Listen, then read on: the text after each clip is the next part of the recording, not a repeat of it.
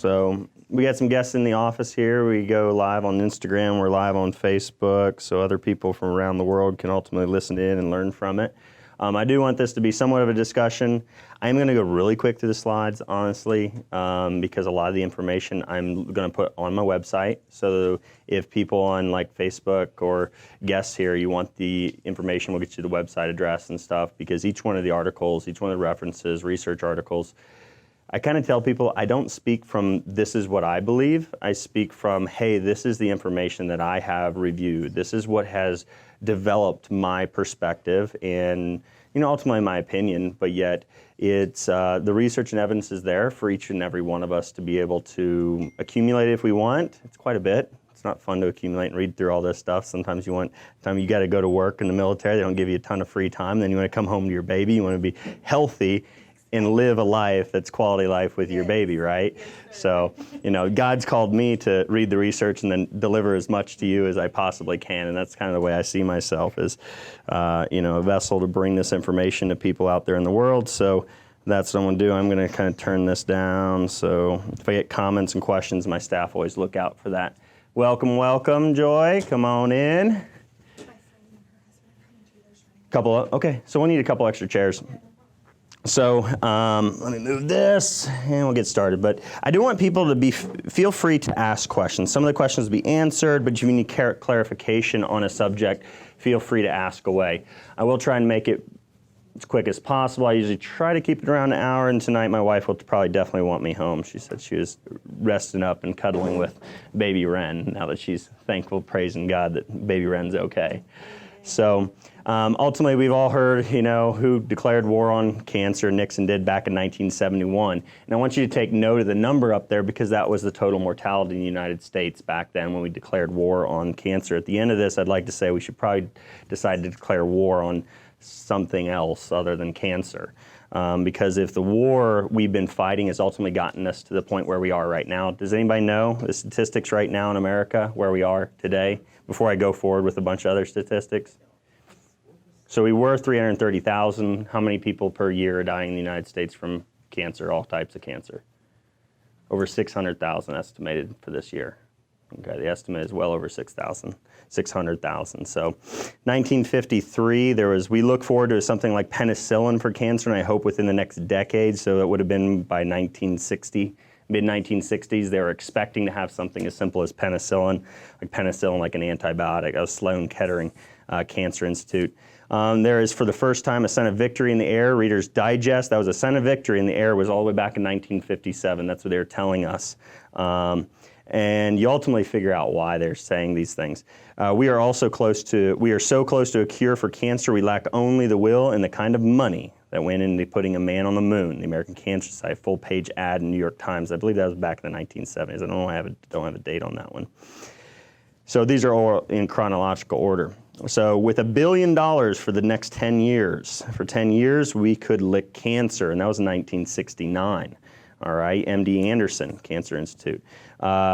It's a bunch of, James Watson, who was National Cancer Institute program in 1975, and ultimately said basically the same thing here recently when they were saying Obama administration and other administrations and people in this industry were saying that we're going to beat cancer with the genetic studies now. So that was the guy, James Watson. He was a DNA pioneer. The cancer moonshot is crap, he says, but there is still hope. There is still hope to use this, but we need to understand how to use it. And we're not using it appropriately. Hopefully people will draw from that as I go through these articles and studies. On cancer, the moonshot is announced this year by President Obama. The depressing thing about the moonshot is that the same old people are getting together, forming committees, and the same old ideas.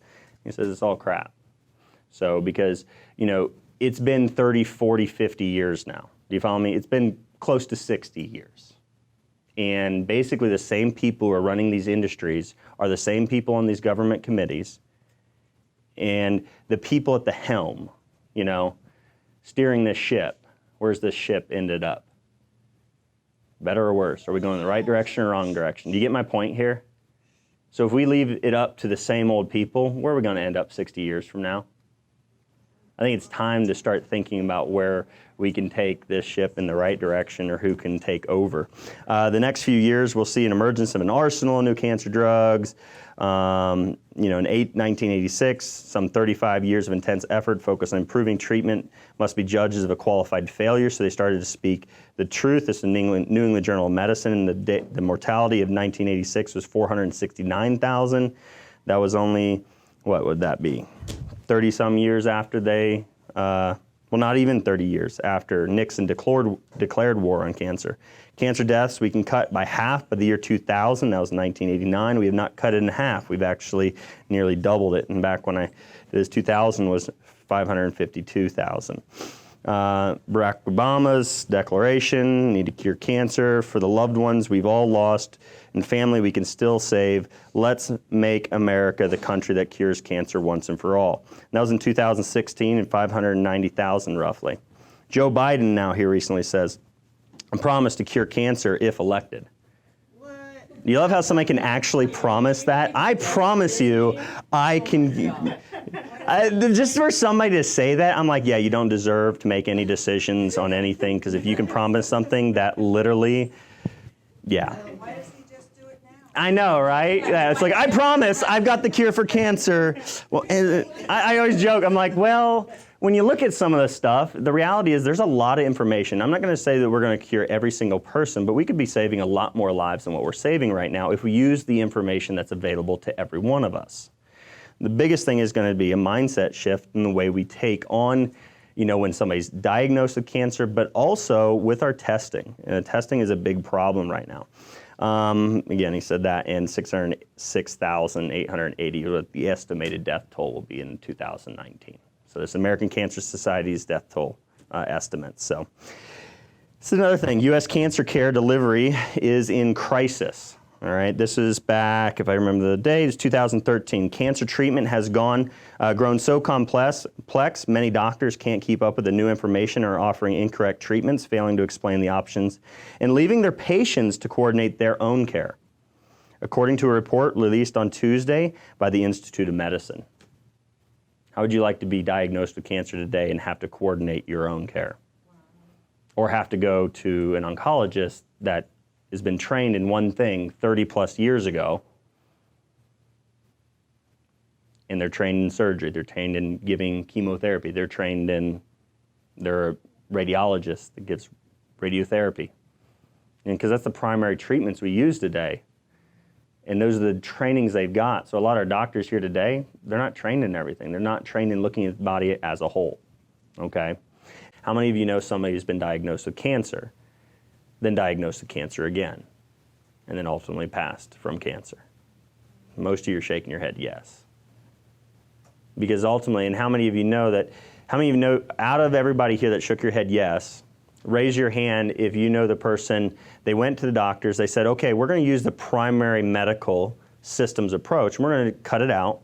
We're going to use radiation and chemotherapy. We're going to try and shrink the tumor. We're trying to kill the cancer cells. And that's what those things do. They don't even kill cancer stem cells. Neither of them do. Chemotherapy and radiation are known to cause the expression of cancer stem cells, cause cancer stem cells to grow in your body. So the treatments themselves are well established to cause cancer stem cells, where it stems from in essence, all right, where it grows from.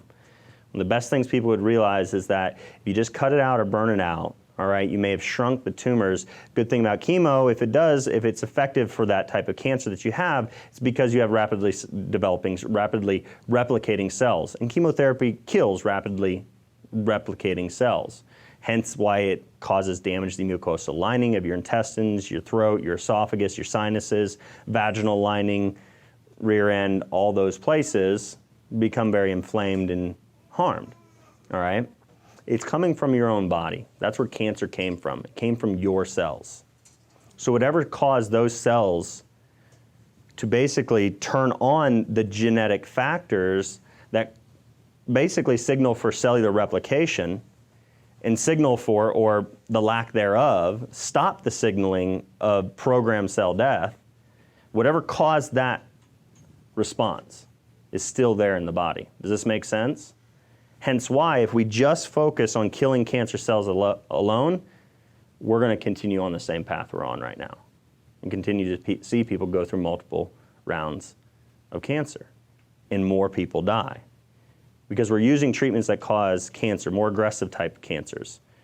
When you have a mastectomy, you cut the lymph nodes out, you cut the breast off, you go through chemo and radiation, you may have killed the cancer cells in this area, you cut the breast off, but if something is going on in your body biologically, chemically, physically, neurologically, if the causes of that are still present, cancer is going to arise in some other area of your body because the cause is still there. Does this make sense?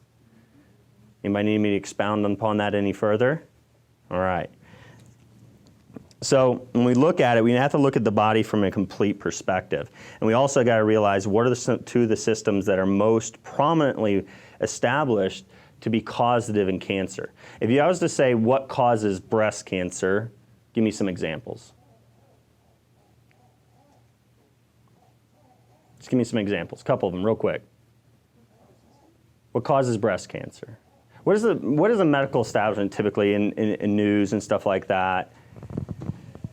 What do they test you for? There's usually, basically, they kind of categorize most women with breast cancer into hormone positive or hormone negative.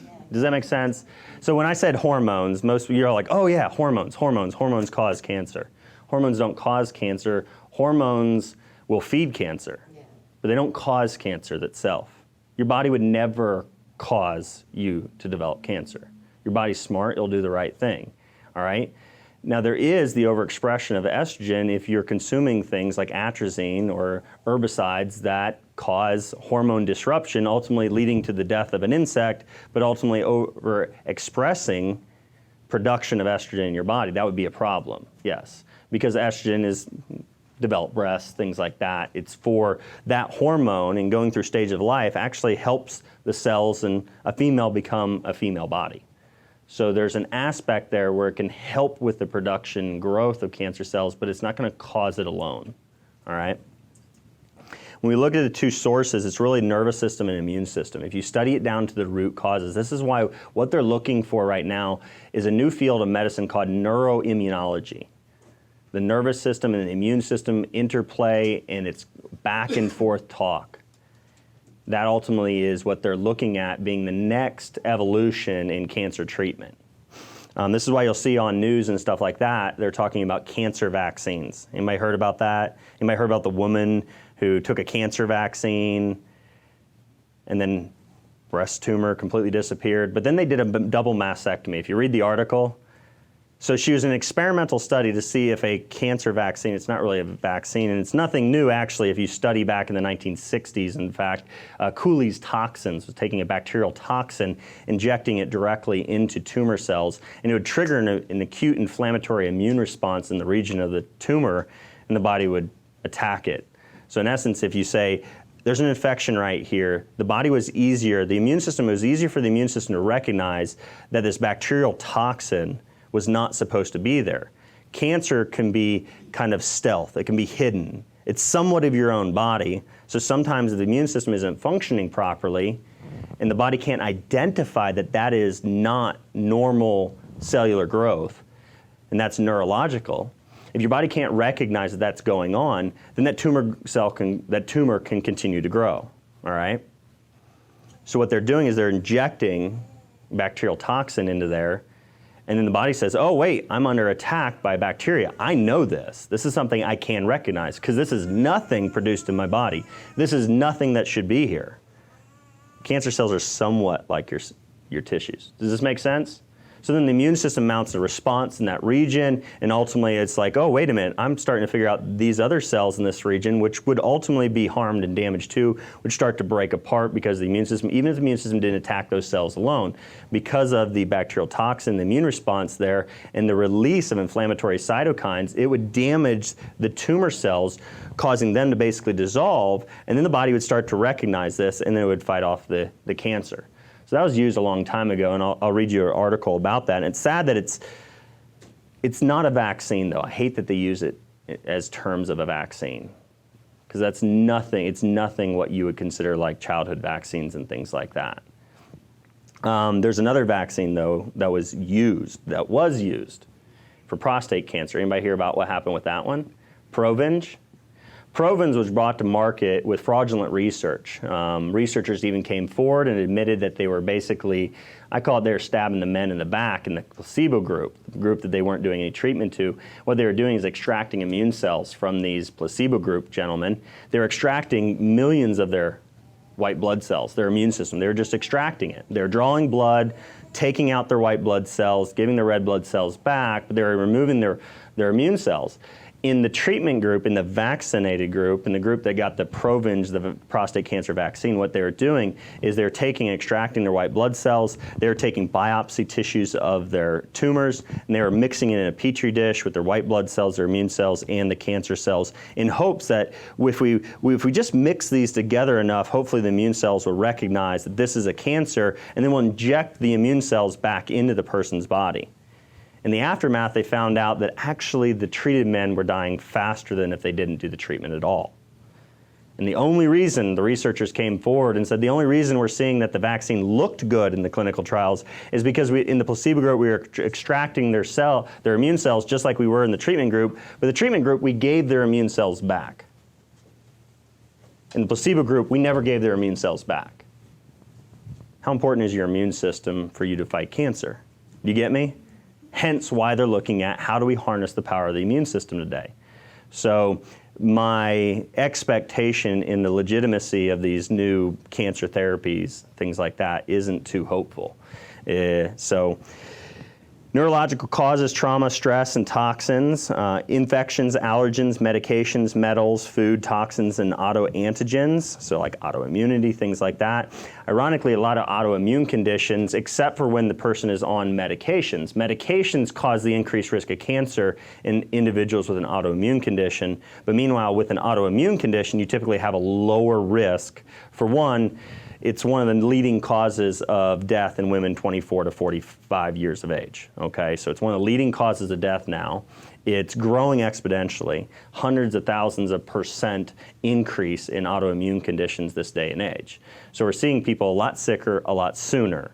So you can say also that the reason we may see some degrees of cancer decline, even though we're seeing overall mortality go up, you might say, well, we're seeing some cancers go down because women aren't able to live long enough, because we're dying at illnesses. We're actually next generations right now are not going to live. It's like the generation of my generation, I think it is, is stalled out in the increase in longevity. It was my parents and my grandparents were actually the ones that were expected to live much longer than anybody else in all of history in America. And now my children's generation, not my children, because my children are not living the same lifestyle of America.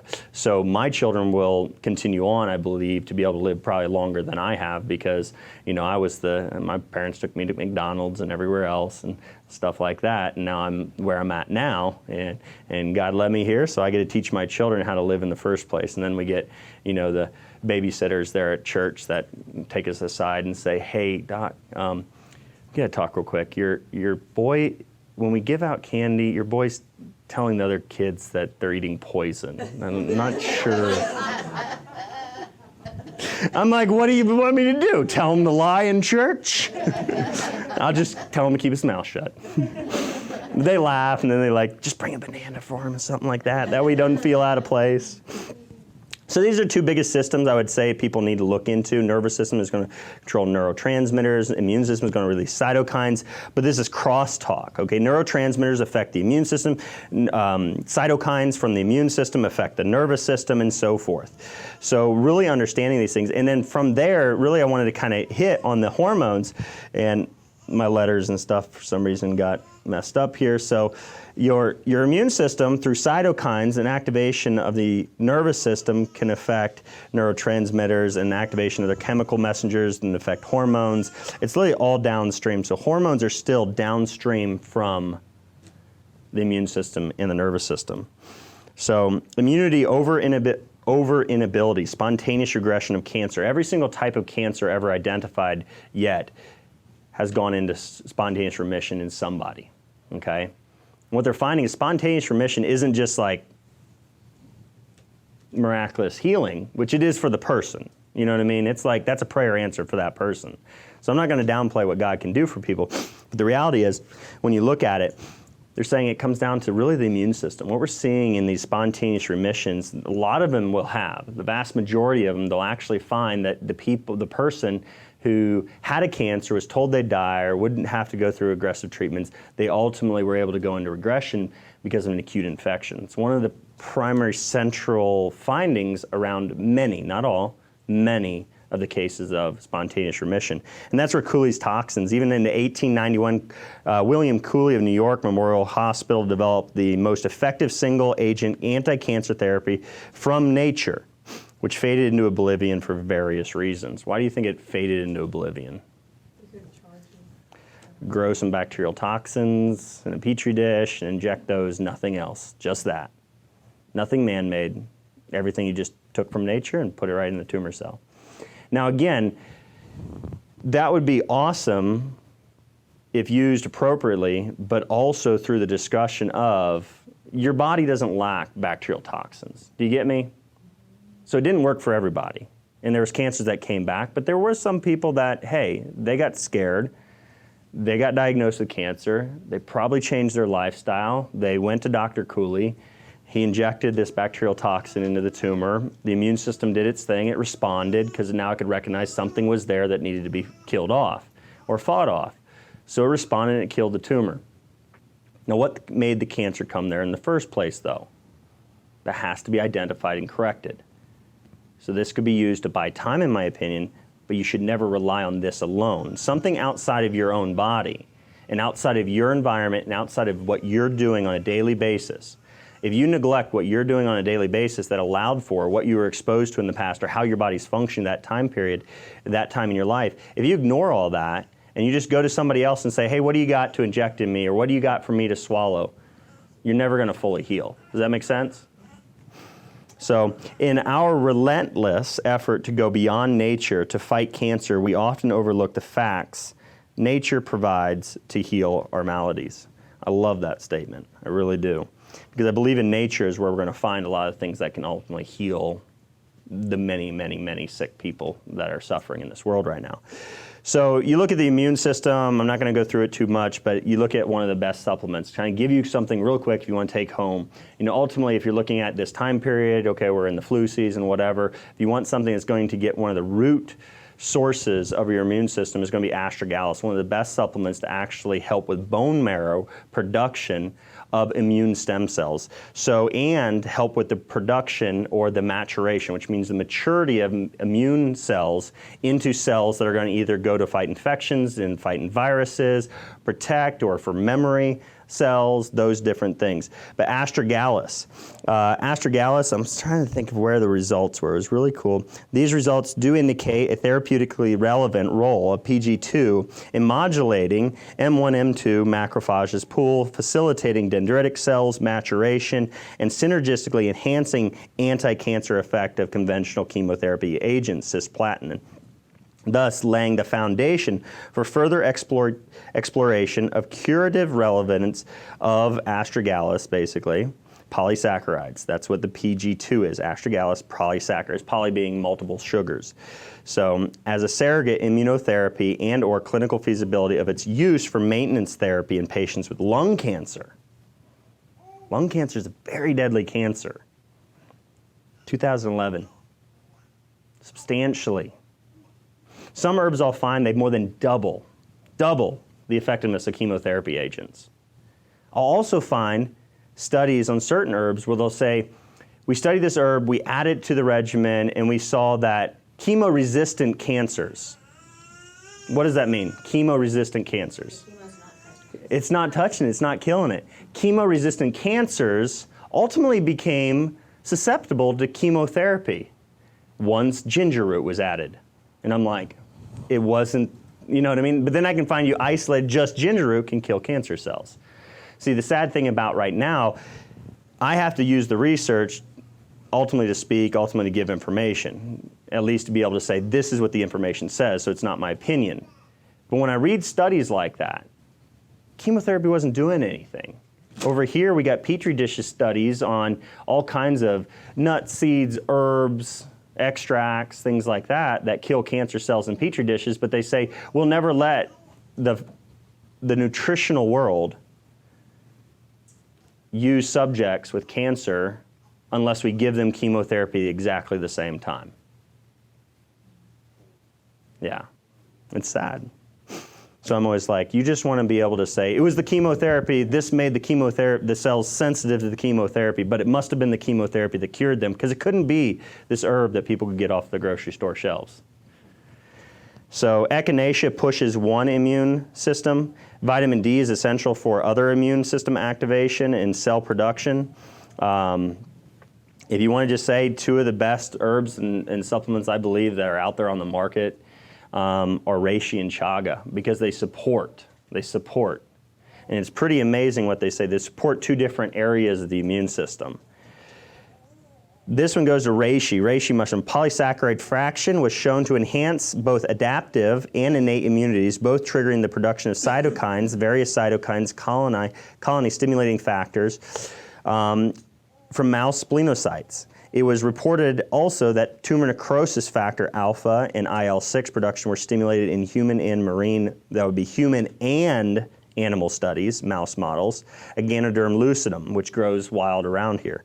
Mycelium as well.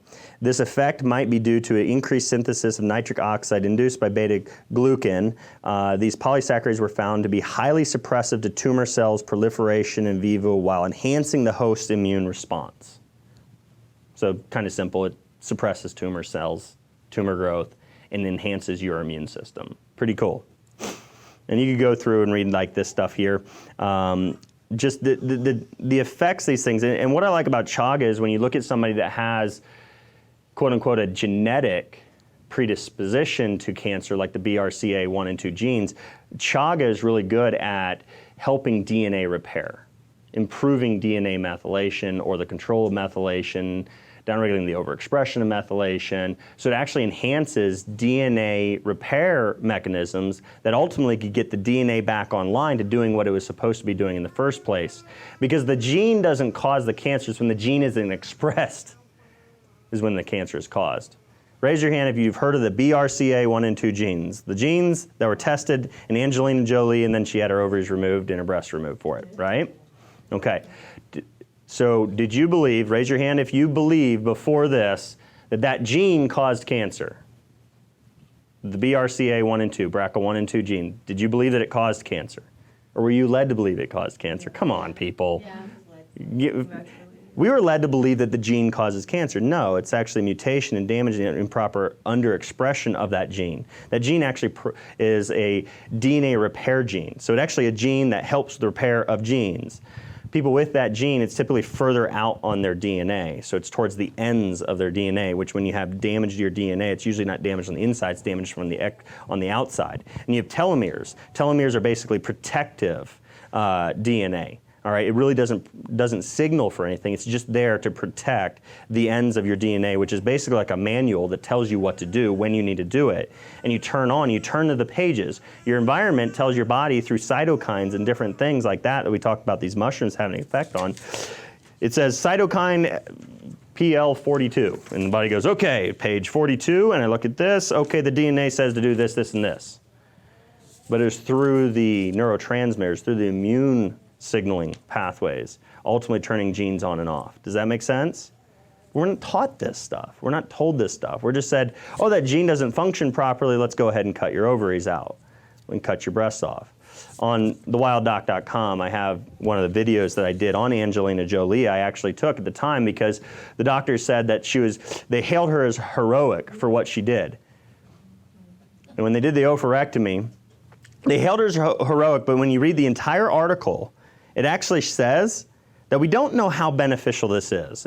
We really don't have evidence that says it'll extend lives yet. So they admitted they really don't have anything. So I was like, okay, they admitted the truth. But then I found out, no, that's actually a lie.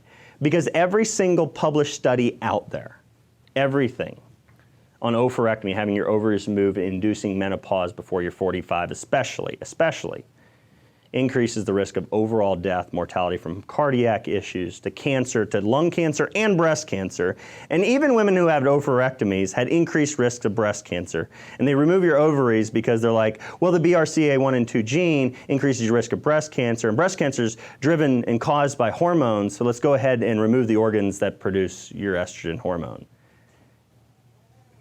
That's what they tell women. Yeah, it is. Mammography, screening for breast cancer. So I did a lot of talks on this already online, so I'm going to fly through this. If we assume that screening reduces breast cancer mortality, and this is the Cochrane Database of Systematic Reviews in 2013. Cochrane Database has been bought now. Ultimately, they're allowing financial interests to play a part in the board members, and in fact, the founder, I can't even pronounce his name, but if you search for him, he's actually one of the authors in one of the British Medical Journal articles that I have here that I'll show you, and that way you can find him. But it's sad because he's come out now and said this foundation that was supposed to be completely, like, all the researchers barred from ever having any financial ties to industry has now been overtaken by industry. And he was a founder, one of two founders, I guess, and he was kicked off by his own board. He was a founder. Because what he wanted was a non-biased medical research, because he's saying research and science is just completely bought these days. And it's sad where we're at. But I'll let you guys read that one since it's so long. Abolishing mammography screening and programs in the view of the Swiss Medical Board. Basically all this stuff, these are major medical journals saying that, well, one, Switzerland completely abolished mammography screening. This is back in 2014 they announced this. But right now, what's America telling you to do in October? Not as much. I feel like the pink ribbon, like, whole thing has gone down in its popularity. Would you all agree? I feel like that. I don't have TV, so I don't know. But I know that, like, I used to watch, like, do the football players still wear all the pink ribbons? They still do that? Yeah, they just did a pink. Did they really? All the kids bought the pink out t-shirts. Okay, so maybe it is. I'm just... It's big money. It's on food containers, too. Yeah. Really? I know. It was the only one to choose from, guys. Yep. Ashley, are you kidding me? Everything had expired at Kroger. One left that was organic. All right, well, at least it was organic. At least it was organic. You didn't go buy the pink bucket of KFC chicken, you know what I mean? Like, you know, they actually had an issue with that in the past. I saw it and I was like, But it is. It's just sad. You know, this is what these researchers, New England Journal of Medicine and the Swiss Medical Board, a major Swiss medical board, basically said we're abolishing mammography. They said it this way: it is easy to promote mammography screening if the majority of women believe that it prevents or reduces the risk of getting breast cancer. It doesn't prevent at all. You are testing for when you have full-blown active cancer. I never want to see my wife be told that. I'd never want to be told that. None of you would want to be told that. But somehow the system has led women to believe. They will poll, and it's like 30, 40% of women will believe that mammograms prevent cancer. Prevent.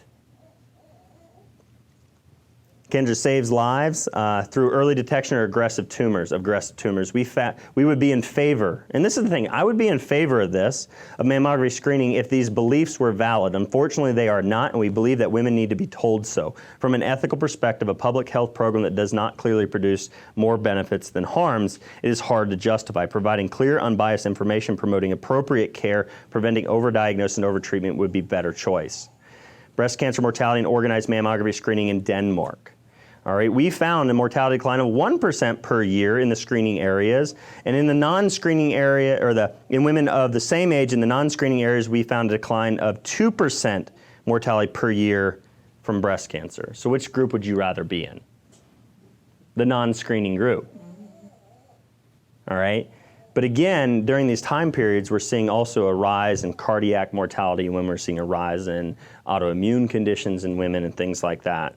So, and that's breast cancer alone. We're seeing massive rises in the more deadly types, lung cancer, pancreatic cancer, a bunch of other cancers. We're seeing rises in really, really lethal cancers, the ones that take people's lives in a really quick succession, or like the metastatic, you don't get a breast tumor, you just get full-on metastatic cancer and you had no idea that you had tumor in the first place. So we're seeing that more aggressive, so that breast cancer decline in mortality doesn't mean an overall decline in total mortality, total death from cancer. So I just felt like I needed to explain that. Breast cancer screening incidence and mortality in U.S. counties, again, that study just showed that the screening counties had higher mortality rates from breast cancer than counties that didn't screen or had less screening. So the more screening, the more deaths. Breast cancer screening, how Komen oversold the benefits of mammography screening.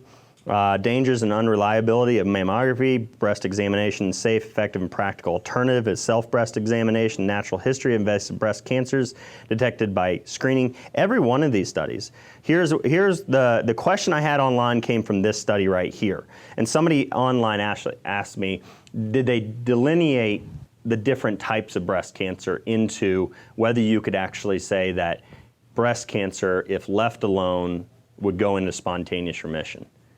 There's estimates of anywhere from 20% up to 40% of breast cancers that are detected through primarily mammograms.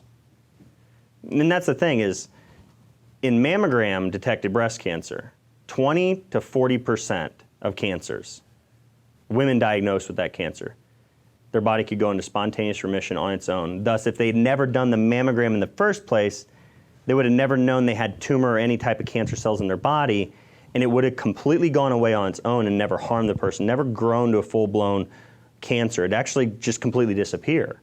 And they see this in women all the time.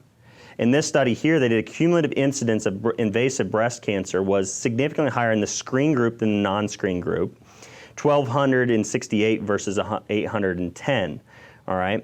Even after prevalence screening, the controls, however, the cumulative incidence of invasive breast cancer remained 22% higher in the screen group. They said the only conclusion they can come to is cancer is to go into spontaneous regression. And this is how they kind of did this study. Day 0, 2 groups, screen group, or a screen group in red, non-screen group in blue. So you can see here what happens is as they go through, the expected would be you would do this, okay, we're not detecting cancer in these groups because we're not screening them, but we're going to have natural history of cancer. Somebody feels a lump, they're going to go in, they're going to get diagnosed with cancer. So you're going to still see have some women diagnosed with cancer in the non-screen group, and you're going to have more in the screen group. And then it's going to get further and further apart.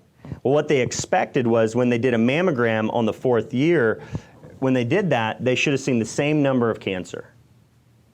The rates of cancer should be the same, unless it was going into spontaneous remission. Well, when they did that, the actual observed was still less. So what that means is either the radiation from these just a couple times was causing more cancer, which they have identified breast cancers caused by the radiation of mammograms.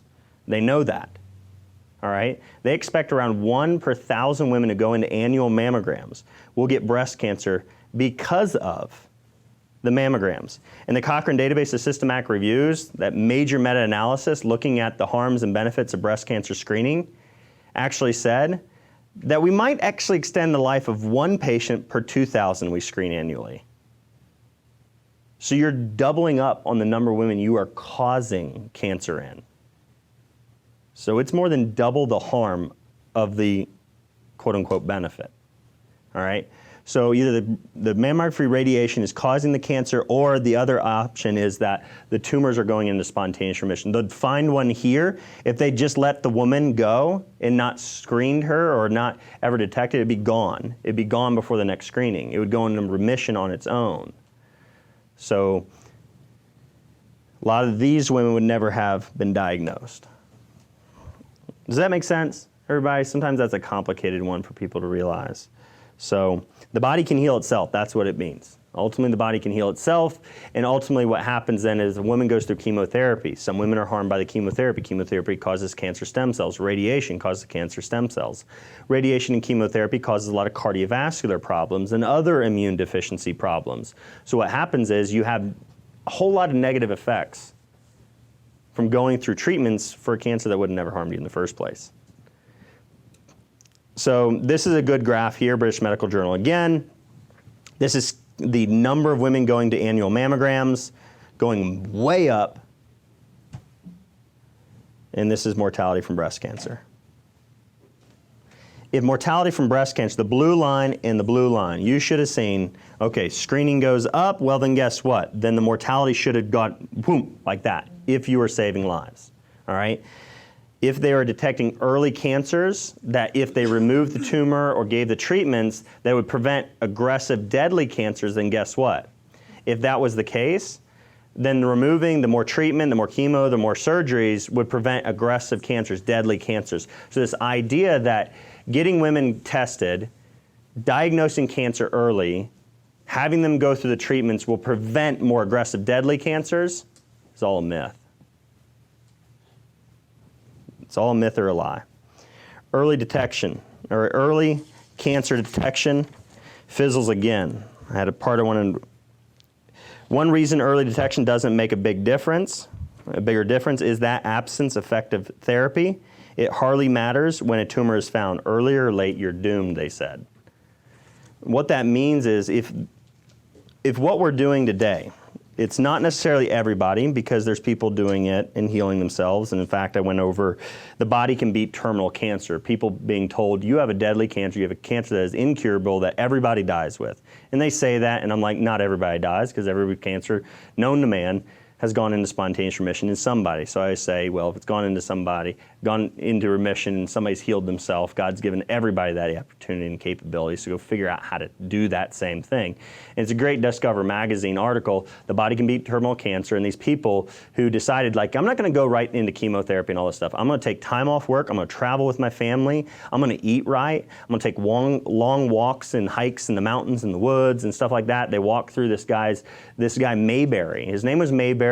He did all this stuff, and he's like, and I'll come back and do the chemo when I'm done. You know, the chemos, and Lily's doctor was kind of honest with him. He's like, there's no way we can cure it. We might extend your life, that type of thing, but we're gonna have to give you some brutal chemotherapy. We're gonna have to go hardcore on this chemo. So they're gonna give him mega doses of chemotherapy. So he goes for 1 month with a deadly cancer that's incurable according to medical physicians, and he comes back 1 month later and they can't even find a speck of cancer in him. 1 month, the body reversed. Cancers throughout his entire body. Metastatic cancer everywhere in his body, you're gonna die. 1 month later, it's gone. Oh, that might be a misdiagnosis. Yeah, but not on multiple scans, on biopsies for an individual that had battled cancer years prior as well. So you could say that for some instances, but not all. They see this all the time. Possible net harms of breast cancer screening. This is the I don't know how to pronounce that name. If anybody else knows, Gotchki. All right, so I like that guy. He speaks a lot of truth out there, but basically all believe that it was necessary. So interviewing these women who had gone through surgery for breast cancer that was unnecessary because it wasn't a true harmful, deadly type of cancer, but it is a quote-unquote cancer. It's irregular growing cells in the breast tissue. They underwent the surgery, then interviewed, did you know that that had no possible way of extending your life? Actually probably shorten your life, and women be like, no, I thought that was actually what I needed to do to be able to live. So they're led to believe. Overtreatment, overdiagnosis, and overtreatment create a paradoxical popularity because each individual justifies their experience by believing they have had a dramatic benefit. The more people are overtreated, the more people think screening saved their lives. This is the problem we're in right now in America. This is a major problem. Because somebody is going for annual mammograms before they hear all this information, and then they hear it, they don't want to hear it again. They wish they hadn't heard it. They say, I don't want to believe that I'm the one that never needed to have my breast cut off, didn't need to go through chemotherapy, didn't need to go into bankruptcy, didn't need to put my family through all that stress and that fear. I don't want to believe that I'm that woman. I want to believe that I'm the one who was treated properly, that my life was saved. And sadly, they say, I don't want to hear all this. The numbers are going up and more women are dying of breast cancer. I don't want to hear that, though. I don't want to face what's happening in reality. And it's sad. It's truly sad. My heart breaks. And I know it's kind of harsh the way, I'm like, I don't know how to say it any other way, but it's like, we have got to stop women from saying, go get your mammograms. Wow. Because when they do that, they are causing overtreatment and harm. All these studies.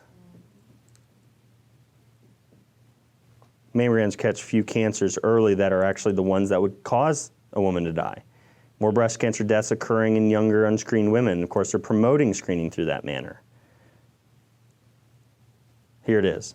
So this is the major. So all those articles, all this stuff, like this last one, stop routine breast cancer screenings. Science has shown it doesn't save lives. They publish this stuff. People making money on it.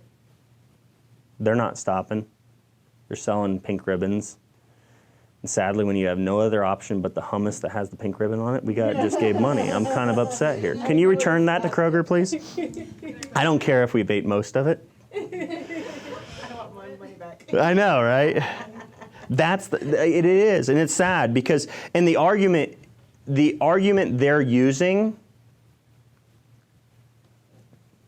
they can use all the statistics. Like Susan G. Komen be like, your 5-year survival is like 90-some% if caught early. If not caught early, your survival to 5 years, 5-year survival, is like 20%.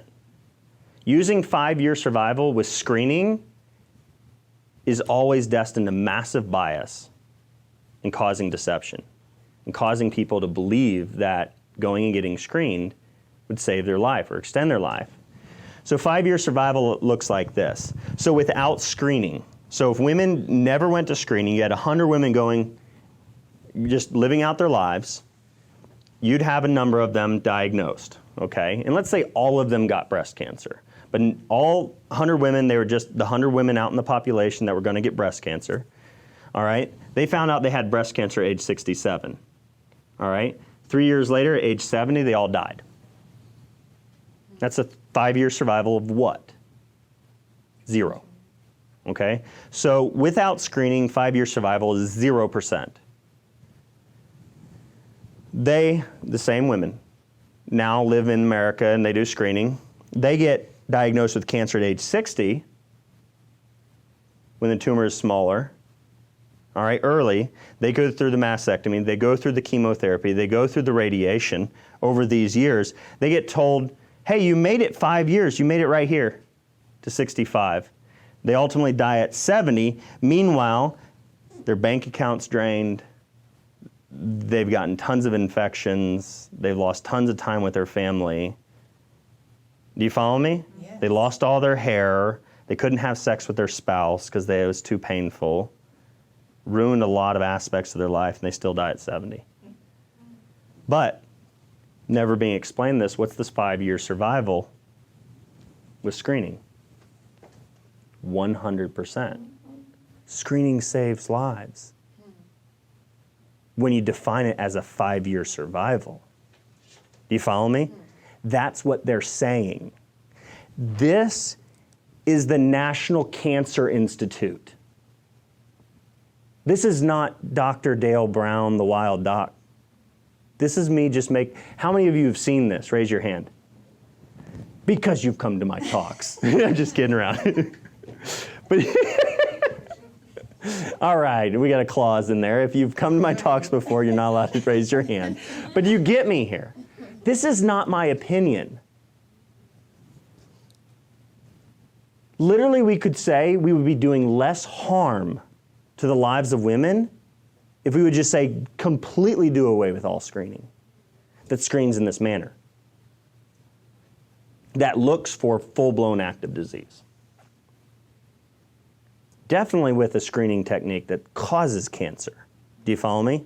We have got to get rid of testing that causes disease.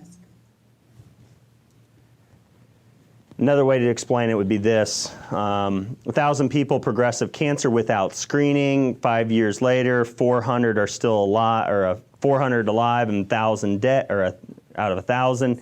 So that would be 40% survival. So if you did it not with like the 100 and 100, the same group of women all dealing with cancer, if you did 1,000 women just going through life normally, 5-year survival, 400 alive, 600 dead, that's a 40% survival, all right?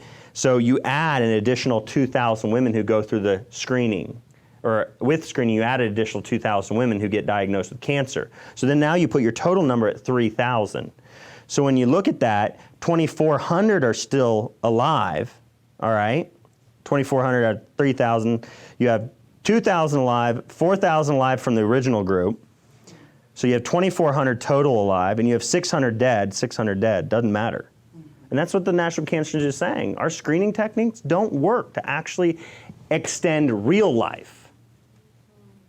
Only 5-year imaginary idea of living longer, but living longer with cancer, which is a lot more stressful, not so much joy in having to go in for chemotherapy and radiation and surgery. Do you get me? Yeah. So, theoretically, annual mammograms in women 40 to 80 years may cause up to breast cancer. National Cancer Institute, 1 breast cancer per 1,000 women.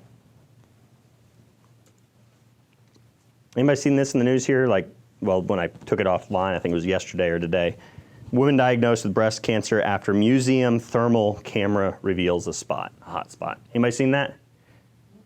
So this was a theme park or something museum walking through cameras that just have thermal imaging. Just, you know, you can buy thermal cameras to go out deer hunting with and stuff like that. You're not allowed to hunt with them, but like you can look for and see if they're in the field and different stuff like that. So thermal camera doesn't do anything to you, doesn't send radiation into you, doesn't harm you in any way, but it sees the heat differences from side to side. So do you see on her breast? See where the skin is exposed, no clothing, the glasses are? You can see it's real hot where skin is exposed. See that? So thermography is not going to cause cancer, but if we don't change the way we approach the treatment and the healing, the way we heal people, will there be any different outcome from thermography to mammography? There will be a difference. Guess what it will be? Thermography can tell you that you have breast cancer long before. It's a full-blown tumor that could be visible on a mammogram, because you have what's called angiogenesis, or the blood vessel formation. They say that tumors cannot get larger than roughly the size of a ballpoint pen, the ball inside of a pen, the tip of a pen, until it actually signals. It sends out VEGF. So it's a vascular endothelial growth factor, which you can actually test for. And if you see vascular endothelial growth factor going up and up and up, it's a several $100 test, but if you see that massively going up, unless you just had a surgery or something, you got a problem. You're probably growing cancer. It's very prognostic. It can actually tell you your outcome likelihood with cancer, okay? So VEGF, it develops, so this cancer cells will actually produce that hormone, that signaling hormone, to actually say, hey, I need blood vessels to form and grow towards me. And then what happens is all these cells that were a tumor, cancer cells, they can't grow any bigger than the ballpoint pen, all right, head, until they get blood flow so they can get the quote unquote, and I'm not talking about nutrition, I'm talking about just what they need to cellular replicate, all right? At the cellular level, what do they need to replicate and grow into cancer? They don't need much. Sugar and oxygen, basically. And they grow, and they form blood vessels. So they need oxygen, they need energy, they get that energy from the blood vessels, and they grow exponentially. So what happens when you have increased vasculature to that area of the body? You have more blood vessels over here than over here. What are you going to see on a thermal image? You're going to see, even before the tumor is large enough, you're going to see that blood vessels are carrying blood there. It's going to be hotter. If we don't, what did I say there? I asked you. If we just start testing with something that doesn't cause cancer, but we don't change the approach we have, I'm afraid women are going to be tricked into saying, let's just put you on chemo right now. We saw a thermography. We can't see that it's cancer yet, but maybe we'll do more precise testing, do some needle biopsies. We don't see a tumor there. Let's just take some cells. There's studies out there that show if you did random biopsies, random tissue biopsies on the breast of 100 women, roughly 40 to 45 would be able to find some sort of cancerous cell in that tissue biopsy, roughly 40-some% of just random women. No tumors, nothing. They're not going, they're just, hey, I'll just throw a needle at your breast and it hits here, and then we take that out and we test the tissue, and look, we got a couple cancer cells there. They say it's nearly 90-some% for prostate cancer, and they say it's practically 100% for thyroid cancer. Random tissue biopsies of thyroids on every single person, if they studied every single cell closely enough, they'd be able to diagnose every single person with cancer just by doing that. This is all backed by research. Because our body is in this constant trying to heal, repair, stay healthy, detoxify, regulate hormones. Nope, cells weren't supposed to grow. I know you got that signal, let's kill you. It's constant dance. There could be a way this could actually be beneficial. I've thought about having this test because it's harmless, and I would have the opportunity to sit down with women if they ever had a positive test and be able to say, listen, it could be you have a tumor there, all right? So we could do some testing, and I would recommend blood testing and things like that, or MRI or ultrasound before we go into doing anything with radiation. And we could say, let's verify that it's not a full-blown tumor. But yet also it's like, well, you could have mastitis, you could have an infection there, you could have cancer, and you could have a bruise, and you could have some other inflammatory response there. And if you have inflammation, you would have a higher risk of cancer later in life too. So you might not be at the point where you're full-blown cancer, but you need to kind of treat yourself and figure out that's a sign of disease. And cancer could be one of the diseases, diagnosis you're going to get in the future unless you change where you are today and you change your environment, you change what you're doing. Does that make sense? There'd be potential to use this in the right way because there would be a lot more time to them to say, you know what, I can change a lot and I can extend my life a whole lot longer by changing what I'm doing. And studies have verified that it's just as effective as mammography in detecting breast cancer. But it detects actually a lot more. And that's why I've had a medical physician here in town who used to do it say, I don't do that and don't recommend it because there's so many false positives. Well, if you don't know how to walk people through what else could be, they're not false positives. If there's irregularities, there's an irregularity. Your body's not balanced, something's going on, maybe it's an infection, so we need to fight that. We need to, you know what I mean? So there'd be a lot of information that could be used, but when you're just simply looking for cancer, yes, there's gonna be a lot more women that are being told, hey, come back, we need to discuss your results, and then they're gonna freak out. So there's a there's not a very wide tightrope you gotta dance there. Does that make sense? So that's why I'm not I've thought that for 3 years, because I've asked a lot of women to ask, I want that, I get you, I know where we're at, I know what I'm gonna do if I ever am. So then they'll go to Nashville and different places and they'll have the thermal imaging. I don't discourage that, but also don't encourage it unless somebody's really thorough in understanding what they need to do if they ever have a positive test. BRCA 1 and 2 genes off the CDC's website. These ways of reducing your risk if you have that gene mutation. Anti-estrogen, so we'll just block your estrogen production, but there's actually protective estrogens. You have multiple estrogens, ladies. You don't have just one. Interesting. Yeah. Didn't know that. It's amazing. I like to know more about that. But it's sad because if you just get an anti-estrogen, you're ultimately just going to have a horrible quality of life. And your cardiovascular risk is going to go up. A lot of other problems. Does that make sense? Other types of cancers. Or you could go through surgery. And that's all the CDC puts out there.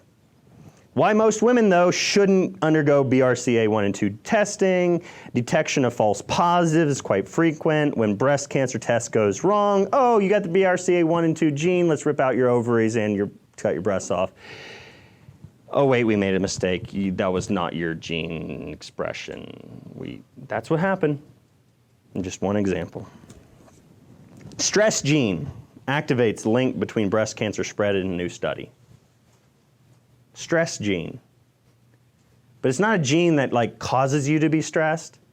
It's a gene that is activated under stress that can help with the production and promotion of cancer. All right? Do you see what I'm trying to get at here with the gene issue? Genes respond. All right? It's a response from the genes. From the environment, genes respond. It's like a manual. Look to the manual when you need to figure out how to unclog the toilet if you need the manual for that. All right? The environment's going on. We're backing up here. All right, why genetic tests don't help doctors predict your risk of disease. Okay, so researchers conclude these disease models generated a variety of statistical combinations, genetic and environmental factors, but none produced any marked improvement in predicting disease risk over lifestyle factors alone. So taking all the available evidence and science on genetic factors in cancer, lifestyle factors were better at predicting whether women were going to develop cancer or not. Wow. And lifestyle factors determine your gene expression. Cost of genetic counseling, though, $8,034 on average for one mutation. Not if you got two. If you got two mutations, if you got both the BRCA 1 and 2, now it's going to be about $1,600. $16,000, I mean. Crazy, right? I'll care for anybody for $8,000 over the next year. Somebody wants to pay me that. You just get counseling. You get like, okay, we did the genetic test. We found it's actually positive for a mutation. Okay, how do I fix it? We're not going to talk about that. We're just going to tell you whether you have a gene mutation or not. And then we're going to counsel you on what's the standard medical practice. The counseling you is, okay, we're going to take you through a bunch of other tests, and we're going to say, okay, let's go ahead and rip your ovaries out and take your breasts off. That's one of the Epigenetics and cancer metabolism. Great article to read. These enzymes are dysregulated and promote functions conducive to tumor growth, namely activation oncogenes and activated tumor suppressor genes. All right, so again, it's more about activation. How do you inactivate the bad ones, quote unquote bad ones, the ones that would be expressed and cause cancer to grow, and how do you turn back on the ones that are shut down, mutated? Food exposure plays a direct role in resetting genes for wellness or illness by targeting different elements of the epigenetic machinery. They've studied gene expression and mutation and seen within a matter of 3 months, dietary changes can improve the genetic expression and alter gene expression. Turn on good ones, turn off bad ones. Up to 450 some genes in 3 months were changed. So what you're eating today and you go get your genetic test, guess what? It might not be too good. And tomorrow you eat a little better, it looks a little bit better. It's the problem with genetic testing. So this was a hormone panel, okay? You've got multiple estrogens that are tested here, all right? We can see methylation pathways, we can see where testosterone is. The only things we cannot test for is levels of pregnenolone or DHEA. But really we don't usually have to all the time because those hormones are ultimately like the storage bank for producing all the other hormones below it. And if that's low, that can be actually protective. So usually the problem is downstream somewhere in here, all right? But anyways, to understand this is an example of DNA damage. This estrogen, if in high amounts, causes DNA damage. We know that. All right, so there is some causative effect of that, but it also promotes the growth. High estrogen promotes growth. All right, it's feeding it. So this would be, we need to get this person out of the stress or improve their liver function to where their estrogens will be metabolized, broken down, and then eliminated appropriately. That's what we're working on with this woman. Does that make sense there? But you can test. And then you'll see some women, this one's low and this one's really high, and hey, green is good. It's kind of simple with the chart. The lab makes it real simple for us, but you can look at those things. And that one's protective if it's going down that pathway. It's protective against cancer. So you can do a lot of things, and I know that a lot of people were at the hormone talk, like not last week, but the weekend before that, but when Patrick was here, and they got an understanding of that, and we're doing Dutch testing is what we're doing there. Cortisol levels, if you test somebody for, when you look at their hormone balance and things like that to figure out with hormone-fed cancers, and then you see their cortisol level is tanked, dropped out to the bottom, their body's not adapting. When you got that stuff going on, bad news bears. You got to get back online quick. And there's other testing in the nervous system that I'm not going to go through chemo too much, except for our chemotherapy. 30-day mortality increases quite significantly, meaning the chemotherapy actually, if somebody died within 30 days, and I got questions online from people, my so-and-so diagnosed with cancer, they didn't find it on a test, this, that, and the other, within a week, they were dead. Started, bam, chemo is usually the cause of that situation when they die that quickly after diagnosis and starting chemo. Are hopes too high for chemotherapy? This is a heartbreaking one. 69% of terminal colorectal cancer or terminal lung cancer patients and 81% of terminal, I think it was 81% of colorectal cancer patients, 69% of terminal lung cancer patients had no idea that the chemotherapy they were getting from their doctor in the hospital had no chance whatsoever of curing their disease. And then actually they said it will actually oftentimes shorten their life even further. And that's what they've shown in several of these studies. Chemo does more harm than good. Common cancer treatments may cause cancer stem cells. Deciding about breast cancer chemo, some should and some shouldn't, they say. No more chemo, doctors say it's not so far-fetched if we get to the immune system, is what they're talking about in that article. The contribution of cytotoxic chemotherapy to 5-year survival, 2.3%. 2.1%. That's the improvement in 5-year survival. Because go back to the 5-year survival. Remember those examples? 400 women were alive. 400 women were alive. Do you follow me? It didn't matter. Because it really makes no difference. If it was 0%, it didn't add to your 5-year survival. If you were going to live, you were going to live. Do you follow me? The serious heart risk from chemotherapy, chemo use, performance status, quality of life in elderly end-stage individuals when chemotherapy does more harm than good. Nervous system. If you have an active vagus nerve, cancer stage may no longer be important. Stage may not be important. This is makes the mind. Stage doesn't matter. Stage, okay, so what is stage? Staging is basically where they take, they have different stages of prostate cancer, different stages of breast cancer. Breast cancer is one of the easiest. Okay, if it's just localized to the tumor alone, no lymph nodes, stage 1 kind of thing. If it's gone into a couple lymph nodes, stage 2. If it's gone into so many excessive number of lymph nodes, now it's stage 3. If it's gone into other organs, stage 4. So it's kind of how much it's grown, how much it's gone outside of the primary tumor location. What's the active vagus nerve? Active vagus nerve, nervous system. Vagus nerve is parasympathetic supply. Next one, sympathetic nervous system induces metastatic switch in primary breast cancer. Vagus nerve is parasympathetic. Sympathetic is your fight or flight, all right? Sympathetics can switch on a trigger genetically to signal for rapid cellular replication and go metastatic. High parasympathetic tone, high active vagus nerve tone means your body's adapting, you're relaxed, you're in a healing state. You may still be developing cancer. You may have smoked enough to trigger cancerous cells to grow. But you could be at stage 4, but your nervous system is functioning at such a high level, at healing level, with high vagal nerve tone, that stage 4 is growing so slow that you took 30 years to get to stage 4, and it's going to be another 30 years before it grows so big it's going to suffocate you in your lungs. Do you follow me? Staging is a snapshot. It's just telling you where you are today. It doesn't tell you how fast it took to get there. You know, I've talked to somebody, and no test, nothing. Test or feeling, found it, right? That's a rapidly growing cancer. Something needed to be done quick. Do you follow me?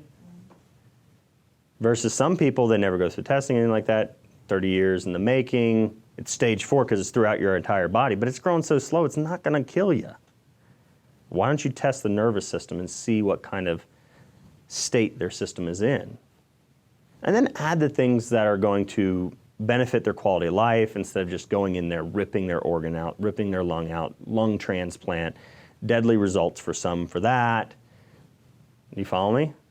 And if it's already spread to other areas of their body, you go through surgery, you're not strong enough, then your immune system is depleted because you just went through a massive surgery.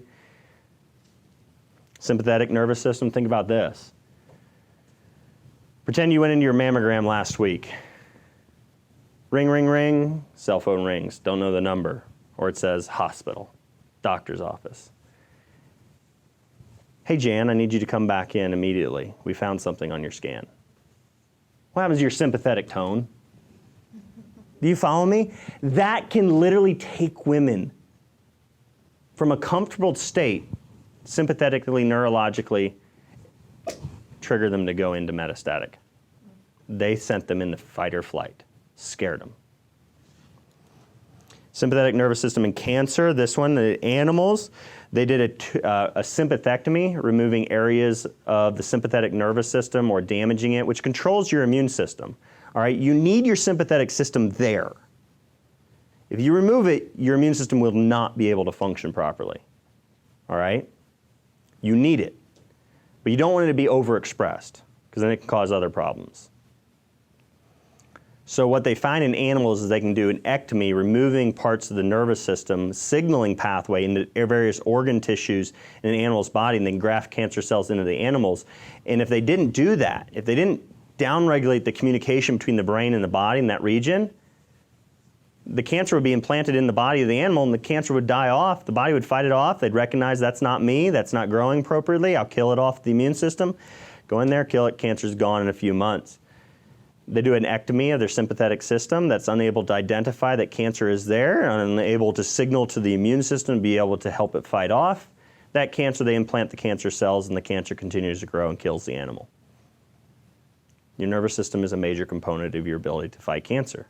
Does that make sense? This is why I have patients in my office that have gone into quote-unquote spontaneous remission, and many of them through the years that, oh, I just got a mammogram, they're freaking out. I'm like, just give it time, get adjusted, change your nutrition, do all this stuff. I don't know whether it's just the chiropractic care. This is back when I did a lot less testing, but it was really cool because I had many women go back, they can't find it now. Yes, you gave your body time. And I have to admit, 20-some% of the time, well then, I've got a chance of that just being that they would have fought it off in the first place, 20% to 40% of the time. Because remember the statistics I gave you earlier? I'm not going to exclude myself from that. I'm not going to be the doctor that says, hey, I got this one case, this person went into remission, beat their cancer naturally. Yay, see, natural cancer therapies work just as good. I'm not going to say that. But I know what we're doing can enhance the body's ability to heal, to thrive, to be healthy. Do you follow me? So common bodily malfunction signaling for cancer, the more antibiotics a child is on, the more antibiotics you're on as a child, the more antibiotics you're on as an adult, the higher your cancer risk is, especially your breast cancer risk, ladies. Tonsils removed, higher risk of cancer. Constipation, huge risk of increased risk of cancer. I've had multiple patients go through chiropractic care initially, and they go from constipation to diarrhea. And it happens the majority of breast cancer patients. They're dealing with breast cancer and dealing with constipation, the majority will have diarrhea when I start adjusting them. My aunt had breast cancer, went through mastectomy, chemotherapy, and radiation. Sal became a chiropractor. She went through all that. 10 years later, it came back. But in between that time, and even before that, she had very poor bowel movements. She'd always feel bloated, all right? She had health issues, but just everyday health issues. You know, allergies and constipation and just feeling tired and fatigued. School teacher, I got stress. Everybody's got stress, you know? Well, she went through the standard treatments. 10 years later, when it came back, my cousin Josh was talking to her, and he's like, Mom, what's going on? When he found out she had cancer, and they were basically telling her she's got 3 to 6 months to live. He goes home to his mom, and he's talking to her. He's like, what's going on? Just analyzing her health and stuff. She's like, I'm having a bowel movement every 7 days. He's like, we got to get that started. They started adjusting her. She starts having diarrhea and then actually started hacking up stuff, black and green phlegm. So it went to like lungs and liver is where cancer was. What was her body doing when she went from every 7 days, one bowel movement, to detoxing, removing things? And this isn't so far-fetched. Shoot, 1911. Chronic intestinal stasis. What does stasis mean? Static, not moving. Treated by short-circuiting or colectomy. So let's paralyze it so it just opens up. Or let's go ahead because it's spasm, it's tight, then let things through. So if we do a short circuit, let's cut the nerves, paralyze that region of the colon, then it'll just let everything slide through. It'll just open up. It'll dilate. It won't contract. Because you need the, do you follow me here? So that's what they were doing. Or they were doing, let's just cut that area of the body. They were actually taking enemas, or not enemas, but they were swallows. Barium swallows, and they would x-ray them and figure out where did everything back up? Where was it a smaller channel for it to go through? Okay, so that's where it's constipated at. That's where it's not going through. Let's go ahead and cut that area of the intestines out, or let's snip the nerve so that it paralyzes it, open that area up, and then the rest will just push through that area of the tube. Somebody's just kind of grinning, shaking their head like, what? No. It was reversing cancer. That's all they had to do. If I had to choose, chemotherapy, radiation, and have your body parts cut off, or get rid of what's causing you to back up and become toxic. This is closer to the cause. Do you follow me? They got close, they ignored it. Sadly, they ignored it. That's the issue I have. Bile acids and carcinogen in human gastrointestinal cancers. Parasite infections can cause immune system deficiency or overactivation. 2 different scenarios still leading to carcinogenic and cancer. Cancer survival and breast cancer. Again, TWD, if you're on Facebook, you can TWD in the comments, and I think they had that up there anyways, and you can get the links, and yes, you can get all this because I'm flying through titles. Blue, mortality rate, high mortality rate before, or not before, compared to women who ate 5 servings of fruits and vegetables. This wasn't an intensive clinical trial. This is just, let's look at the lifestyle. And when they get diagnosed with cancer, let's look at their survival rate. You could quadruple your survival rate for ER, estrogen negative, but progesterone positive. Negative and negative, but this is just five fruits and vegetables. Didn't matter what fruits and vegetables, nothing specific about the study, just did you eat on average 5 servings of fruits and vegetables every day. Quadrupled their survival rate. Think about being diagnosed with cancer today, or think about the people who are diagnosed with cancer today, and are told by their oncologist quite frequently, because the same one here in Clarksville that I deal with, I work with patients that have gone to him, guess what they get told? Nutrition has nothing to do with cancer. But one of my patients here recently said she talked to a surgeon who's on his way out to retirement, who said, originally, I don't believe nutrition and those things have anything to do with cancer. I don't think it can extend your life. I don't think it can cure cancer at all. She's going about it all naturally. She goes back to the surgeon for consult. He's like, I've been looking into this. There's some pretty interesting stuff. There actually may be some science behind this. It's right here. But I talk about antiproliferative antioxidant activities of common fruits and vegetables. They've done, and these are Petri dish studies. Not necessarily exactly what's going to happen in the body, but this is what we're allowed to do, sadly. This is real life, quadrupling survival. Don't you think they'd want the opportunity? And again, this is 5-year survival, but it's quadrupling 5-year survival. 4 times as many women, 4 times the chance of being able to make it 5 years in good health or without a recurrence of cancer. Wouldn't you want to triple, quadruple your risk or your chance of living 5 years? I think every woman deserves to be told that. And all they'd have to be told, not told, it's a disservice, it's harm, it's, in my opinion, it's somewhat of murder, because there are women who are dying because of bad advice. Because they're saying my lifestyle and the way I'm living and what I'm eating has 0 to do with the reason I got cancer. It's all genetics. Nutrition controls your genes. I just told you. And you guys okay with me getting frustrated since I got people in front of me? I'm always like, it's a lot easier to get frustrated and yell at a camera and not feel bad about it. When I've got people right here in front of me, I'm like, I might not want to get so fired up like I do all the time online. But you get, like, I'm like, this is so wrong that they're being misled to believe that there's nothing they need to do and they shouldn't do. And they shouldn't believe Dr. Dale down the road. But this has all these different cancers. So for breast cancer, you look at it, garlic, leeks, green onions, Brussels sprouts, cauliflower, cabbage, curly cabbage, broccoli, radishes on there, kale, but the allium foods and the cruciferous foods, except for bok choy down here. But what's interesting is you would think like, okay, control group, literally like it's bread, like nothing. So like dripping starch on it. Eggplant, it grew faster. Bok choy, it grew faster. Now, does that mean eating those fruits or those vegetables would be harmful? Because this isn't a Petri dish. It's dripping it directly on it. Those over here, tomatoes and things like that, it doesn't make the cancer grow faster. Lycopene, but don't supplement with lycopene, because lycopene alone could actually accelerate the growth of cancer. Tomato paste was able to take men and with women being anti-angiogenic, so it suppresses the blood vessel formation that's necessary for exponential growth of tumor and cancer cells. So tomato has a different effect than garlic does. Garlic directly kills, while tomato suppresses the blood vessel formation. Do you follow me? So have some vegetable chili with lots of garlic in it. Do you follow me? So it's still cool what nutrition can do. Antioxidant, antiproliferative effects of common fruits. Pineapple, not so much, but again, this is direct to anti-cancer. Cranberries and lemons being the best.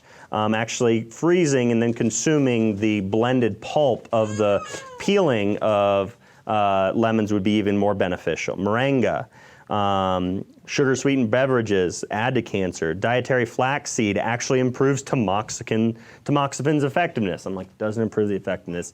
It's already anti-cancer by itself. Stop giving credit to a drug when flaxseed's doing it in the first place. High consumption of flaxseed over a lifetime of an individual reduces the risk of developing cancer and hormonal-driven cancers in the first place, but also add it to the women being given tamoxifen, and they live a healthier and better quality of life, and they have less risk of cancer.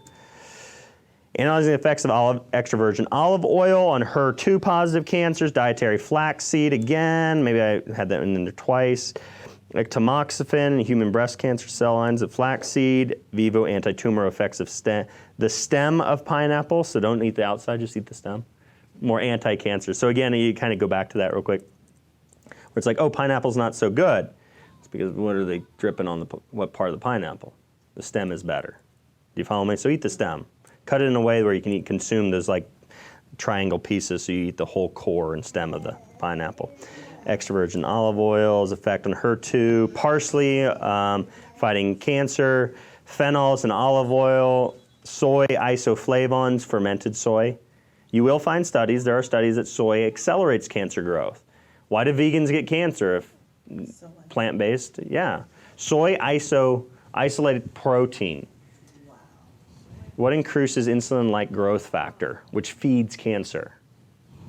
They used to think dairy. Dairy was the highest, then soy isolate protein. It's not got more to do with the GMO soy? It's huge there too.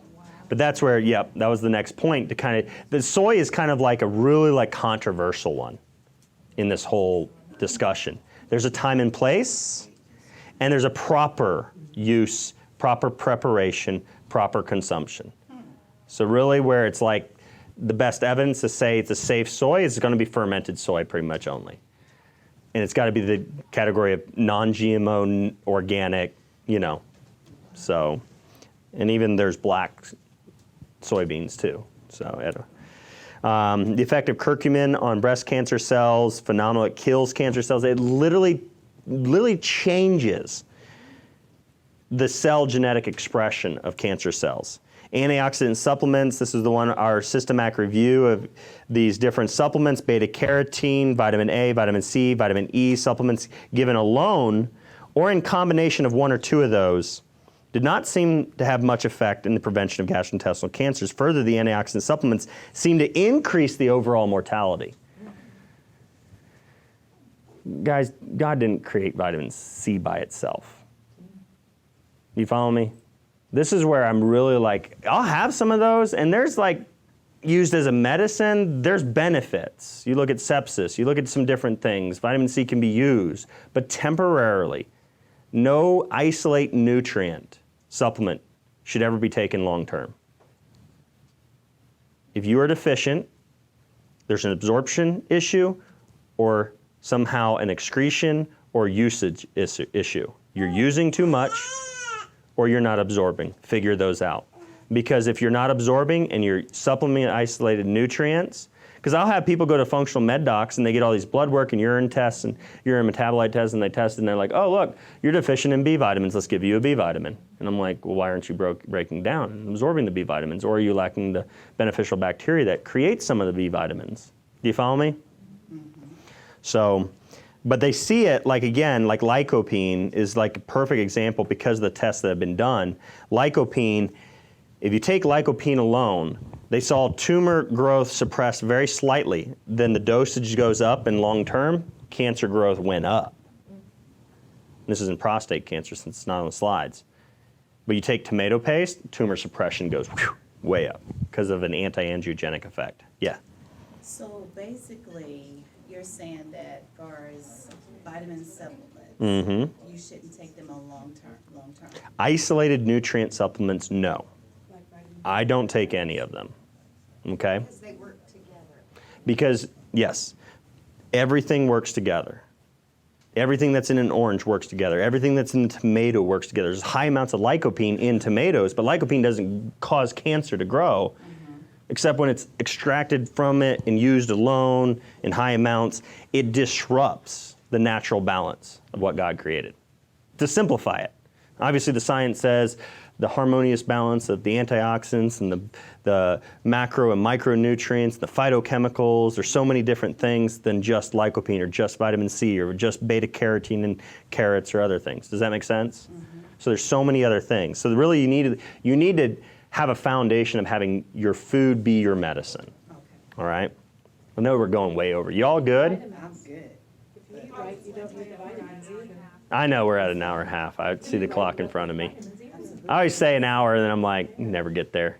So this one was one I just needed to address this just before. The role of antioxidants in cancer, and this is literally a favor I'm doing to a friend of mine and another doctor, one of our Wellness Way docs, had a patient who the patient came to him and said, I'm not allowed to take antioxidants. Well, maybe the doctor actually knows about this study. So he needs to sit down with the patient, and I'm going to give him these 2 articles. He needs to sit down with the patient and say, what type of antioxidants are you told not to consume? Vitamin C, vitamin E, beta-carotene in isolated form, which shows there's a possibility of increase in cancer growth and a total mortality increase. Or were you told that antioxidants, if they come from nutrition or herbs or whole food forms, can extend your life, protect your liver against the damage? Ginseng, olive oil, milk thistle, dandelion root, mushrooms, all these things are being used in their whole extraction form, not extracting one single isolated compound, and they're extending the life of patients. Nutrition, just again, eating 5 servings, what is in fruits and vegetables? Antioxidants. Yes. So if she doesn't understand, think of the detrimental effect. Don't eat antioxidants while we're going through chemotherapy, because the goal of chemotherapy is actually to cause oxidative stress on the cancer cells and kill them through an oxidative process. So if you eat antioxidants, medically, doctors will say, don't consume any antioxidants, don't eat those high fruits and vegetables, don't take turmeric. No, actually the studies say it enhances the outcomes. It improves survival. It improves the effectiveness of chemotherapy. That's what the research shows. But the research on isolated antioxidants, not so good. Do you follow me? This is the problem. It's so complex. Most of our doctors can't keep up with this stuff. I mean, I'm helping to coach doctors, and I'm only 10 years into practice. So it's what kind? Because antioxidants are in fruits and vegetables, and if antioxidants, quote unquote, all antioxidants, decreased the effectiveness of chemotherapy and increased your risk of dying, well then all those women eating 5 fruits and vegetable servings a day wouldn't have quadrupled their survival. They'd all been dying 4 times faster if that was a true statement. So hopefully that it's like, I hope the doctor was actually saying the isolated nutrients, but he should have gone and expounded upon there's other things that need to be done. Wild remedies associated between ginseng and survival of breast cancer, Ganodermic acid, so this is Ganoderma Lucidum. So this is an example, you can pass that around. That's a shelf fungus, Ganoderma Lucidum grows around here. There's suge, Ganoderma suge, which grows on a suge tree. It's a hemlock tree. So this is actually my Magnolia, my little girl, which I got Ren to, which is 9 months. Magnolia's now 3. This was last fall. We're in the yard, and she's now just over 3 years old. Comes running up to me with this mushroom right here. Goes, Dad, I found you a mushroom. And I'm looking at it, I'm like, that's the mushroom of immortality. That's literally what they call it. So in Chinese medicine and stuff, in Eastern medicine, Ganoderma is the mushroom. It's reishi mushroom. It's the mushroom of immortality. It's one of the most world-renowned, like widely used. It's probably the most consumed, in my opinion, along with like ginseng, consumed herbs out there. So that's why we incorporate this. So many benefits to it for just promotion of wellness and health, promotion of a strong immune system, improving natural killer cell function, the killer cells of your immune system, all these things. So turkey tail mushroom is another one, grows wild around here. Grows on basically any type of log out there. If you know how to identify it, you could literally find your medicine in your backyard to repair your immune system if you took chemotherapy and those things. So again, in human trials, they can do this. And they're looking at it not against the quote-unquote cancer, but they're looking at it as boosting the immune system back up, which they know if somebody's immune system stays depleted, their cancer recurrent risk is much greater. So that's why they give these injections of interleukin-2 and different immune cytokines. They're trying to trigger the body to come back online. The immune system boosts back up. The body doesn't do it. These mushrooms give your body what it needs to do what it should. That's what's the beauty of nature. Hence the wild doc. That's why we can go out in the wild and find all the medicines you'd need pretty much. That's the thing. I really believe that if teaching this kind of stuff could occur on a much more widespread level, like I have a patient dealing with prostate cancer, and he's like, I got all this stuff. I'm giving these recommendations and stuff like that, and I'm always like, hey man, do you want to talk about how to make it all yourself? Okay, what you do is you go buy yourself a bottle of quadruple 6 distilled vodka, and you take those turkey tail mushrooms off the logs. He's like, I know, they're growing all over my woods.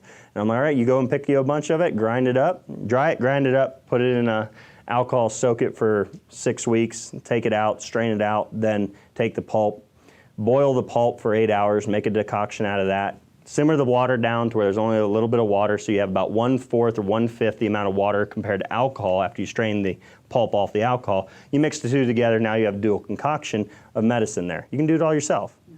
And he's like, I'll just sell that supplement. He's like, I ain't got time for that. But literally, it's like if you like dandelion root, so beneficial for the liver and things. There's so many things I haven't talked about tonight. But literally, it's like there's so many medicines just outside our back doorstep, God provided everything we need. So that's the beauty of what I love going through this stuff. Mastectomy, losing both breasts is not beneficial. Losing one breast really isn't beneficial. So when we started out, we talked about the war on cancer, 1971. I'm going the wrong way here. Atrazine induces aromatase. Aromatase enhancers, increasing endocrine disruption in wildlife and reproductive cancers in humans. Atrazine is an all-star in the agricultural business, though. Many growers rely on atrazine or herbicide to kill other plants so that they can grow their isolated monocultures. Novartis, AstraZeneca merges with agribusinesses, form Syngenta AG. What's unique about those two companies? What's unique about those two companies? Once merged, now the same. So atrazine is an aromatase enhancer. Enhances your body, it signals to your body, causes your body to promote the production of excess estrogen, which can feed cancer. Your body thinks, oh, we have all this estrogen, I need to grow more breast tissue.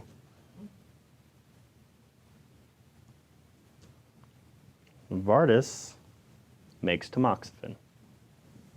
What is tamoxifen? Just reverse what I just said about atrazine. It's an aromatase inhibitor. It's a blockbuster, one of the best-selling breast cancer drugs out there. So the same company making herbicides to spray on your food that causes aromatase enhancement make one of the world's best-selling breast cancer prevention and treatment drugs, quote unquote, because I really don't think it does that, because it really doesn't improve survival. When you look at the statistics, produces a drug that does the exact opposite of of the chemical that they're spraying on your food. Why don't they just take it off your food? Do you get me? We don't need to start war against cancer. We'd better off starting war against companies like Monsanto, Novartis, and companies that are spraying chemicals on our food. You follow me? EPA says glyphosate, the main ingredient in Roundup, doesn't cause cancer. Others aren't too sure, like the judges and juries and around the world. Cancer experts. Yes, it does. Yes, it does. EPA official accused of helping Monsanto kill cancer studies. I mean, this is just one quick glimpse. We have a massive corruption issue in this nation right now. We do. Part of the problem. Do you see how I kind of hopefully hit on multiple issues and problems why people aren't surviving, why we're seeing more people die of cancer? The testing issue. The treatment issue, the wrong treatment, not enough of the proper treatment, not enough use of the evidence and information's out there to show you where the medicine really is that God created for you to heal and recover. Other proper techniques in testing that could be done way, way ahead of a full-blown tumor ever developing. Hormonal testing and things like that, which ultimately lead to better quality of life and health because you're looking at what your body's doing and you can start to assess and ask the questions, why is it doing that? Or what's causing it to do that you're consuming and eating? Are you eating atrazine on your food? Well, there's why your estrogens are through the roof and your hormones are all over the place. Let's clean up your nutrition and you heal and you're well and you don't get cancer in your future. Which is the better healthcare system? Does that make sense? The healthcare system here that Wellness Way and myself provide, that is the wellness, that is ultimately what's going to change if we ever see it change in the world's lifetime. Study, almost half of all cancer patients lose their entire savings. But I just told you how to make your own medicine. Do you follow me? Social media questions, I went through some of these. I want to know more about a dear friend's breast cancer has metastasized to her lungs. Which one was that? That one I would say for the people online, and you all learned from this, metastasized to the lungs. So what did I say about our patient's hopes too high for chemotherapy? That was the article. New England Journal of Medicine. Our patient's perception of the curative effect of chemotherapy out of line. Literally saying, if this woman is being given chemotherapy, she's being lied to if she believes it's going to cure her. That's what scares me. Metastatic cancer to the lung, chemotherapy doesn't work. They know this. New England Journal of Medicine says it. It scares me. So if the person out there right now asks this question there, you got to get all this stuff. Like, that's the thing, is it's scary because even if she brings that one article and says chemotherapy doesn't work, what do you think the friend's going to say? Well, shoot, if that doesn't work, I don't know what else to do. So I'm just going to put my hope in something. Give me the chemotherapy because that's what they say they'll do. That's typically what will happen. It's sad. Hopefully they'd sit down and say, hey, watch this entire video. Get a broad understanding of the critical situation this whole system and world is in kind of right now. So you can make an informed decision. You can see at least say, to me it'd be like straightforward, sit down with the wild doc, get on the phone with me. Let me start walking you through the herbs you should be taking if you're going to choose to go the chemotherapy route. Let me give you some idea of the science that shows what you can do to keep your immune system strong, what you can do to help protect your liver. Does that make sense? I'm not saying you got to do one or the other if you want my care. I'm just saying, let me help you, period. It's kind of possible to know, but for someone living in a super healthy lifestyle to get a tumor that is growing, what should they do? Because the tumor is thriving on the super healthy lifestyle, hard to know what to do. It's test. What kind of testing have we done? Have we done immune system testing? Is it an immune system deficiency issue? Is it a toxicity and liver function issue? There are major causes that we know of: toxicity, poor immune function, poor digestion and absorption. So there's all those tests. So if this person who's asked this question out there, the tumor's growing but living a healthy lifestyle, or is it just, the reality is some people, I look at them and I say, listen, your job that stresses you out like crazy is creating so many stress hormones. This is the reason. That Dutch test that I showed you where the estrogens were through the roof? I've told that patient, your situation in life right now is what's causing your illness. I can give you all the adaptogens. I can help your liver function. I can help you I can get you adjusted. I can do all these things. But the reality is you are headed towards a bad situation unless you get out of the situation you're in emotionally and relationship-wise. That's what every doctor should be willing to tell their patients. Do you follow me? Yes. You have to get and ask why. You have to get to the root of the issue.